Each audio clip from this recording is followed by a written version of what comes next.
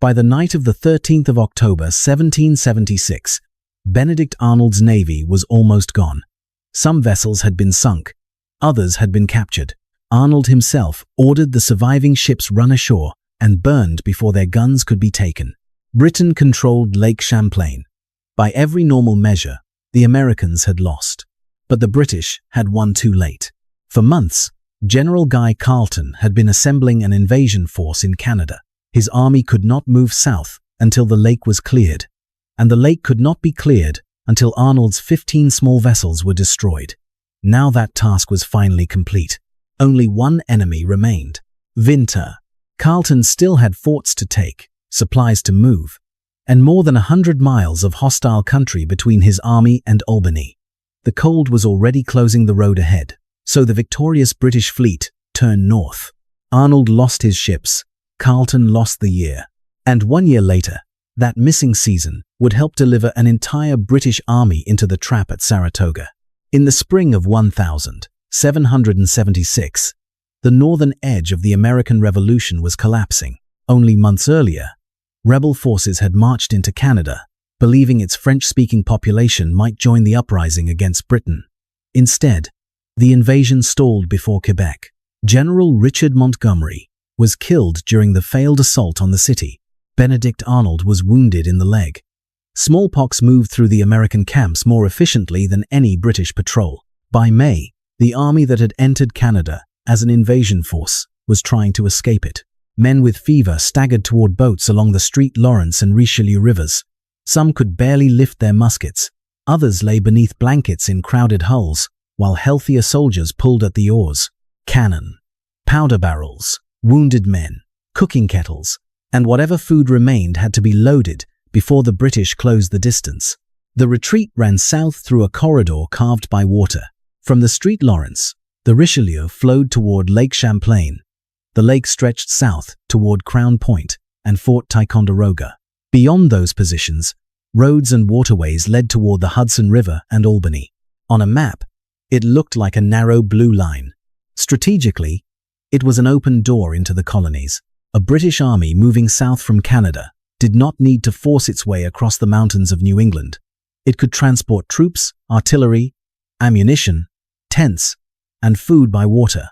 If it controlled Lake Champlain, it could threaten Ticonderoga, descend toward the Hudson Valley, and help separate New England from the middle colonies.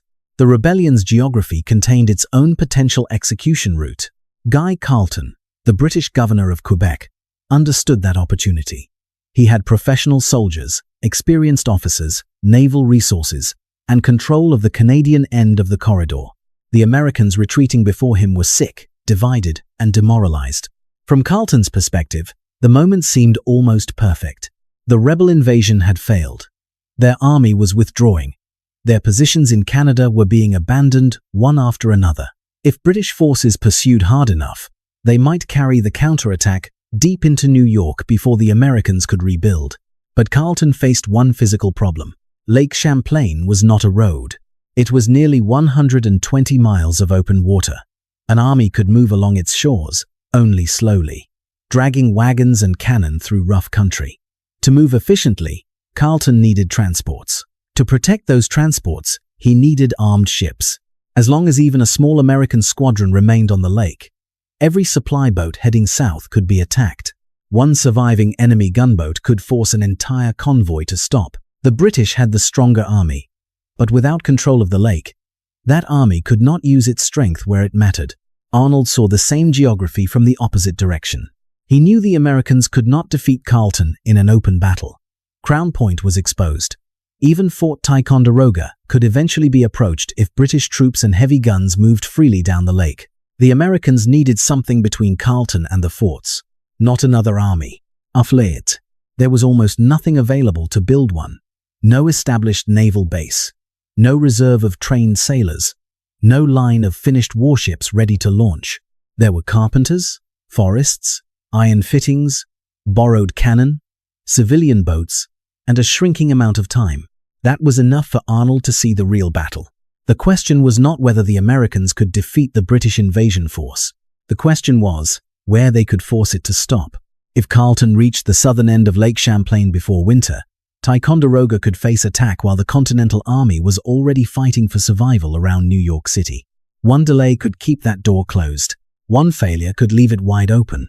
So while the American army continued limping south, Arnold began preparing for a kind of battle almost nobody had expected when the invasion of Canada began. He would build a navy in the wilderness, and every day it remained afloat would belong to the Americans. The American Navy on Lake Champlain began with the sound of axes. At Skenesborough, near the southern end of the lake, men entered the forest, selected trees, and cut them down almost within sight of the water. Logs were dragged towards saw pits, planks were shaped by hand. Blacksmiths hammered iron fittings beside piles of timber that had still been alive only days earlier. There was no time to season the wood. The ships would go into battle green. Every block in the rigging had to be made or transported. Every gun needed a carriage strong enough to absorb recoil. Powder had to remain dry. Hulls needed caulking. Crews needed food. And the clock was already running. Horatio Gates, commanding in the Northern Department, understood that the program needed someone with practical maritime experience. Arnold was an army general, but before the Revolution he had traded by sea from New England. He understood vessels, cargo, winds, and the arithmetic of moving weight across water. By July, Arnold was at Skenesborough supervising the work. On August 7th, he assumed overall command of the growing fleet. He did not inherit a navy. He inherited a collection of floating compromises. Some vessels had existed before the retreat from Canada. Enterprise was a captured sloop. Royal Savage was a schooner. Other craft were built for the emergency. Low, broad gondolas carrying several cannon, and longer row galleys powered by both sails and oars. The row galleys offered more flexibility. Banks of oars allowed them to move when the wind failed or came from the wrong direction, but that mobility demanded men, and many of Arnold's crews were soldiers assigned to naval duty. The fleet was being constructed and trained at the same time. Arnold inspected vessels, demanded cannon, requested sailors, and pushed for every usable craft to be armed. He knew elegance did not matter.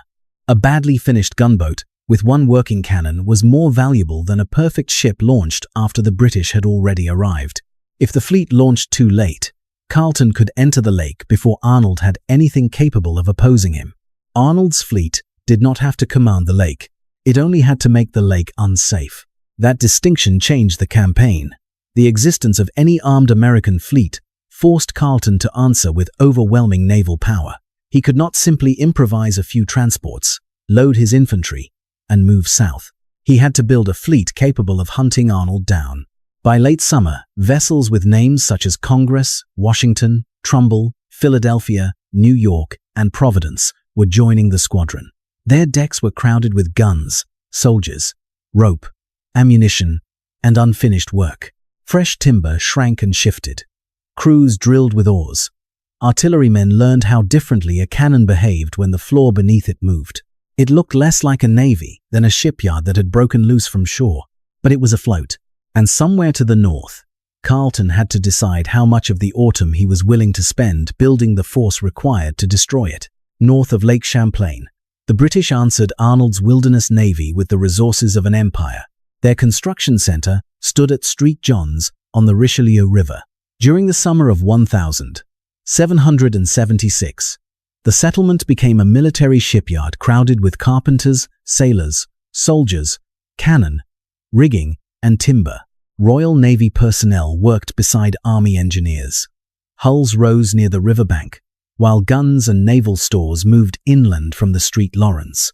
Carleton was not building a defensive screen. He was building enough force to erase Arnold from the lake. Carleton therefore refused to gamble the invasion on a few armed barges. The lake would be entered only when British naval superiority was overwhelming. That decision created the campaign's central debt. Every day spent making the fleet safer made the invasion later. The most intimidating British vessel was HMS Inflexible, a three-masted ship carrying 18 guns. She was larger and more heavily armed than the American gondolas opposing her. Once under sail, she could deliver broadsides. Arnold's low wooden vessels were never designed to absorb. This was not simply a stronger version of Arnold's fleet. It was a different class of weapon. Yet British superiority existed first as timber, iron, rope, and unfinished hulls. It had to be assembled. Arnold understood what was happening to the north. His fleet trained on the upper lake, then withdrew south as reports of British progress became more alarming. By September 23, the Americans had taken position near Valcour Island, roughly 7 miles south of present-day Plattsburgh. Arnold knew the British fleet would be larger, better crewed, and more heavily armed. Waiting farther north risked being caught in open water where British numbers could surround him. Moving too far south risked surrendering the upper lake without forcing Carleton to spend blood, ammunition, or another day. Arnold therefore searched for terrain on water. Valcour Island created a narrow channel between its western shore and the New York mainland. In places, the waterway was only about 3/4 of a mile across. A bluff projected from the island, partially concealing the bay to its south. There, Arnold could anchor his vessels in a curved defensive line. He was choosing the place where his weakness would be least fatal. From Carleton's perspective, the final calculation remained simple. Once his fleet was ready, Arnold's improvised squadron could not survive a sustained engagement. Carleton was probably right about the battle, but by the time his fleet moved south in early October, summer was gone. The fleet had been built to open the invasion route, but the weeks required to build it had become part of Arnold's defense.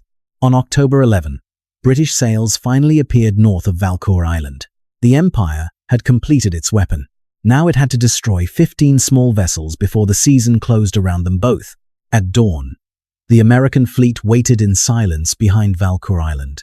Arnold had arranged his vessels in a curved line across the narrow western channel. The larger row galleys formed the core. Low gundelows filled the spaces between them. Anchors held the ships in position, while crews stood beside loaded cannon, watching the northern water. To the east of the island, the British fleet sailed south with a strong northerly wind behind it.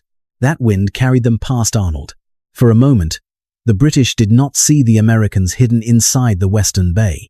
When lookouts finally detected masts behind the island, Captain Pringle faced an awkward maneuver. His ships had to turn back north and work against the same wind that had carried them south. Arnold had chosen a position that was dangerous to leave, but it was also difficult to enter.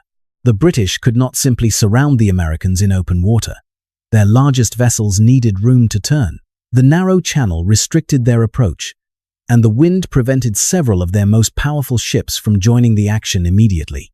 Arnold sent Royal Savage and several other vessels forward to provoke the British and draw them toward the defensive line. The move almost became a disaster at once. Royal Savage exchanged fire, attempted to return, and ran aground near the southern end of Valcour Island. British gunboats closed around her. Her crew abandoned the schooner under fire, scrambling into smaller boats or reaching shore while the vessel was captured and later burned. The Americans had lost one of their largest ships before the main battle had properly begun. Around midday, British gunboats and smaller warships forced their way into range. Cannon fire rolled through the channel. Smoke settled over the water until crews could sometimes see only the flashes of enemy guns.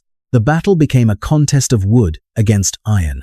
Round shot punched through hull planks and sent splinters across the decks like knives. Rigging snapped, oars shattered, men dragged wounded shipmates away from cannon, while others forced wooden plugs and cloth into holes near the waterline.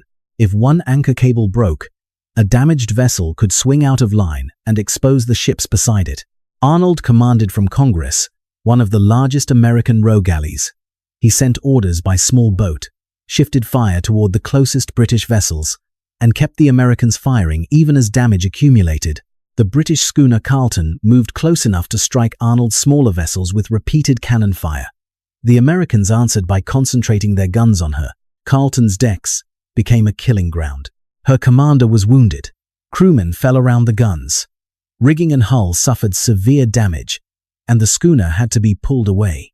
The crude fleet Arnold had built in the forest had nearly disabled a professional British warship, but that success could not change the larger balance. The Americans were spending ammunition faster than they could replace it. Their vessels were absorbing damage they had no dockyard to repair. British gunboats could withdraw, reorganize, and return. Arnold's ships had nowhere to go without abandoning the position protecting them. The battle continued for roughly 5 hours. Late in the afternoon, HMS Inflexible finally entered the channel. She carried 18 guns and towered over the low American gundelows. Earlier, the wind had kept her away from the main engagement. Now she moved into range and opened fire. The effect was immediate. Her broadside struck with a weight the American vessels could not match. Guns fell silent. Hulls split. Crews who had survived hours against British gunboats now faced a ship capable of battering several positions in succession. The gundelow Philadelphia had already taken repeated hits. Water poured through her damaged hull.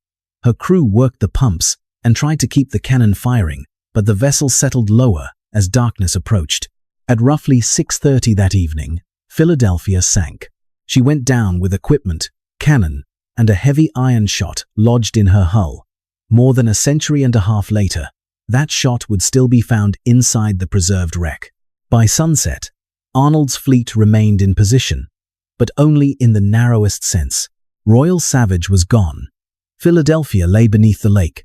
Congress, Washington, New York, and several smaller vessels had suffered serious damage. Ammunition was running low. Around 60 Americans had been killed or wounded, according to commonly cited estimates. The British had also paid for the day. Several vessels were damaged, and approximately 40 men had become casualties. Carleton had nearly been destroyed. Some gunboats had exhausted much of their ammunition, but Pringle still possessed the stronger fleet. As darkness spread across the channel, British vessels moved south of the American position. They formed a line across the most obvious escape route and prepared to finish the battle at daylight. From their decks, the conclusion appeared unavoidable. Arnold's fleet was damaged, trapped, and surrounded by water it could no longer safely cross. The British had won the day. They simply had not yet collected the wreckage. Arnold looked across the darkened lake and understood the choice in front of him. If he remained at anchor, dawn would bring Inflexible back within range. The surviving vessels would be destroyed or captured one by one. If the fleet failed to escape that night, the campaign would end before it had purchased another hour. The trap Arnold had built for the British had now closed around him, and somewhere beyond their blockade lay the only weapon he still possessed: darkness. After sunset on October 11, the British believed Arnold had nowhere left to go. Their vessels lay across the southern end of the Valcour Channel, blocking the route toward Crown Point. Behind that line sat a damaged American fleet with wounded men, leaking hulls, and barely a quarter of its ammunition remaining. At daylight, Inflexible could finish the work. Arnold called his officers together aboard Congress. Fighting again in the morning meant destruction. Surrender meant giving Carleton the lake immediately. The only choice was to pass through the blockade in darkness. A badly handled oar, an uncovered lantern, or one warning shot could bring the British squadron down on the escaping column. Arnold ordered the vessels into a single line. Lights were concealed. Oars were muffled. The ships moved south one after another, their crews trying to keep station without calling across the water. They were rowing damaged warships through the enemy fleet. The Americans slipped between the British line and the western shore. Campfires from British allied warriors burned nearby on land. Yet darkness, haze, and British confidence protected the escape. Pringle's officers expected the battered Americans to remain where they had been left. Arnold used that expectation like another bank of fog. By dawn on October 12, the surviving fleet had reached Schuyler Island, about 8 miles south of Valcour. The escape had saved the ships from immediate destruction, but it had not repaired them. Water entered cracked hulls. Torn sails hung from damaged rigging. Crews who had fought for roughly 5 hours now worked pumps, patched holes, and carried wounded men ashore. Every boat abandoned made the fleet smaller. Every hour spent repairing it brought the British closer. When Carleton and Pringle discovered the bay empty, the pursuit began. Their fleet was damaged, but still organized and better sailed. Arnold's exhausted crews moved south through wind, rain, and sleet. Around 2 in the afternoon, the Americans left Schuyler Island. Oars rose and fell beside hulls that had already absorbed British shot. Men rowed until their hands blistered because Crown Point remained far to the south. If one rear vessel lost speed, it could force the ships ahead to turn back or abandon it in sight of the enemy. By the morning of October 13, British masts were visible behind them. The race was no longer against winter. It was against the next broadside. Congress and the row galley, Washington, guarded the rear, while smaller craft pushed ahead. Near Split Rock, the British closed and opened fire. Washington had been badly damaged at Valcour and could no longer keep pace. British vessels surrounded her and delivered repeated broadsides. The galley finally struck her colors. Roughly 110 men became prisoners. Arnold continued south aboard Congress with several gunboats, using his flagship as the final shield. For nearly 2 hours, the Americans exchanged fire while moving down the eastern side of the lake. The British had better sails, stronger hulls, and heavier guns. The distance kept shrinking. Arnold knew Congress would not reach Crown Point. He turned into shallow water on the Vermont shore, near what is now called Arnold's Bay, where the larger British ships could not safely follow. There, he ordered Congress and 4 gunboats driven onto the beach. Crews removed portable weapons and supplies. Wounded men were helped ashore. Powder was placed to spread the flames. Traditional accounts describe the American flag still flying above the stranded vessels. Arnold was reportedly the last man to leave Congress. Then, he set his flagship on fire. Flames moved through timber cut at Skenesborough only months earlier. Cannon heated in the hulls. Smoke rose above the lake as the British approached, but could not capture the vessels intact. About 200 survivors disappeared into the woods toward Crown Point, carrying muskets, ammunition, and wounded companions. Behind them, Arnold's navy burned to the waterline. Tactically, the defeat was complete. Washington had surrendered. Congress was burning. Most of the fleet had been sunk, captured, abandoned, or destroyed by its own crews. But it had survived the first day, escaped the blockade, and forced a pursuit through 2 more days of worsening October weather. Arnold lost every vessel he could no longer save. What he refused to give Britain was a quick victory. By October 13, Guy Carleton controlled Lake Champlain. The American fleet had been shattered. Crown Point was abandoned and burned. Arnold's surviving men withdrew toward Fort Ticonderoga, while smoke from their vessels still hung above the lake. The road ahead was finally open. At least, that was what a map suggested. Carleton occupied the ruins at Crown Point. British ships could now travel the lake. Transports could follow. Soldiers, cannon, food, and ammunition could move forward without Arnold's gunboats waiting behind an island or shoreline. The naval problem had been solved, but the campaign had changed while the British were solving it. It was already the middle of October. The days were shortening. Cold rain and sleet struck the lake. Every mile carried Carleton farther from St. John's and stretched the supply chain behind him. Crown Point offered a foothold, but it did not eliminate the next obstacle. Fort Ticonderoga still stood to the south. Across the water, the Americans had fortified Mount Independence. Together, the positions guarded the narrows leading toward Lake George and the Hudson. By late October, American strength around those defenses had reportedly risen to approximately 13,000 men. Carleton had roughly 8,000. Those numbers did not make the forts impossible to attack. British discipline, artillery, and naval support remained formidable. But taking the position would require reconnaissance, landing troops, moving siege guns, and maintaining supply boats as winter approached. If ice closed the lake behind Carleton, naval superiority could become useless. A transport convoy might be stranded. Thousands of soldiers would have to be supplied through frozen wilderness from Canada. From Carleton's perspective, caution was not cowardice. He had achieved the immediate objective. The rebel fleet was gone. Crown Point was back in British hands. Throwing the army against prepared defenses in late October might risk those gains for a campaign whose calendar was already exhausted. Yet this was the decision Arnold had been buying since the first tree fell at Skenesborough. The Americans had not stopped Carleton with a decisive victory. They had forced him to arrive at each new decision later than he wanted. First, he could not move until he had ships. Then he could not move until those ships were strong enough. Then he could not move until Arnold's fleet was located and destroyed. Each condition was rational. Together, they consumed the season. On October 28, British vessels reconnoitered the defenses around Ticonderoga and Mount Independence. What they saw was not the collapsing army that had fled Canada in spring. Earthworks had expanded. Guns covered the approaches. Thousands of defenders occupied both sides of the lake. Carleton could attack, but he could not guarantee that he could attack, win, secure the forts, and preserve his army before winter cut the waterway behind him. One failed landing could become a frozen siege.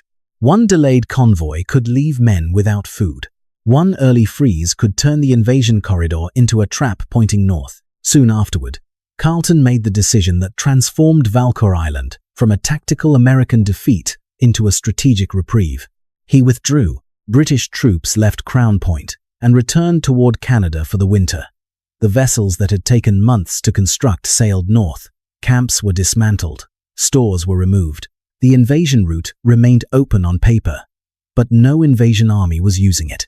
Britain had won the lake after it had already lost the year, but the naval resistance changed the timing.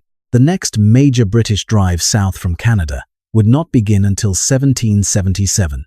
It would be led not by Carleton, but by General John Burgoyne. The British would return with a larger army, heavy artillery, and renewed confidence that the Lake Champlain corridor could cut the rebellion apart. They would also return to a different war. The Americans had gained months to rebuild defenses, raise militia, move supplies, and learn from the disaster in Canada. Every week Arnold purchased in 1776 would have to be fought through again in 1777. Carleton had destroyed the weapon placed in front of him. He could not destroy the time it had taken. The British returned to Lake Champlain in the summer of 1777. This time, John Burgoyne commanded the invasion. His army moved south through the same corridor Carleton had opened the previous autumn. Fort Ticonderoga fell. British officers again spoke of Albany as if it were the final lock on the rebellion. But this was not the frightened northern frontier of May 1776. As Burgoyne moved deeper into New York, his own system began to fail.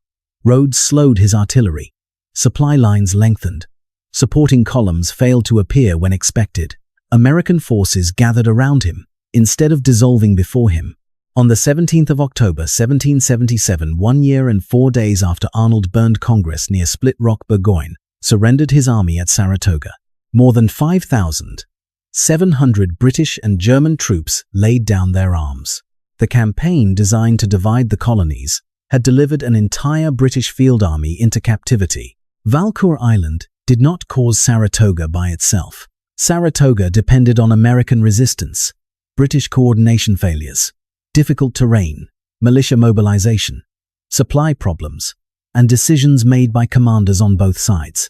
But the connection is still visible. In 1776, Arnold forced Britain to postpone the invasion. In 1777, the Americans were strong enough to survive it. The result reached far beyond New York. Saratoga helped convince France that the rebellion could win. On the 6th of February, 1778, France formally allied with the United States, transforming a colonial revolt into a wider international war. And the deepest irony belonged to Benedict Arnold. The man who built the fleet at Skenesborough returned to the northern battlefield in 1777. At Saratoga, he helped drive the American assault that broke the British position and suffered another severe wound to his left leg. 3 years later, he tried to betray West Point to the British. Today, Saratoga preserves a monument to the wounded leg that helped win the battle. It shows a boot resting over a cannon. It does not bear Arnold's name. Yet another object still survives. The gunboat Philadelphia lay upright beneath roughly 60 feet of Lake Champlain for 158 years. Raised in 1935, its scarred wooden hull still carries the cannonball that helped send it to the bottom on the 11th of October 1776. It is the wreck of a defeated fleet. It is also evidence of a strategy that worked. Britain destroyed Arnold's navy. It captured the lake. It won the battle, but it could not recover the weeks buried with Philadelphia beneath the cold water. Arnold lost his ships. Britain lost the year. Subscribe for more hidden turning points, where a small object, a broken system, or a misunderstood defeat changed the fate of a war.